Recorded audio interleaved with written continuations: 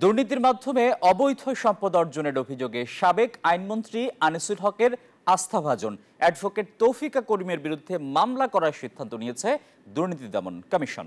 শনিবার দুপুরে তৌফিকা করিমের বিরুদ্ধে মামলা করার বিষয়টি নিশ্চিত করেন দুদকের জনসংযোগ কর্মকর্তা আক্তারুল ইসলাম। জানা যায়, তৌফিকা করিমের বিরুদ্ধে 56 কোটি টাকার বেশি মূল্যের অবৈধ সম্পদ অর্জনের প্রাথমিক প্রমাণ পেয়েছে দুদক। একই সাথে তার বিরুদ্ধে ৮৮টি ব্যাংক হিসাবে ৩৭৪ কোটি টাকার সন্দেহজনক লেনদেনেরও অভিযোগ এনেছে সংস্থাটি।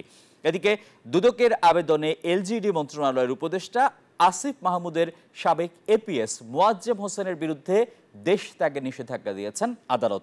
একই সাথে তার এনআইডি ব্লক করার সিদ্ধান্ত নিয়েছে নির্বাচন কমিশন।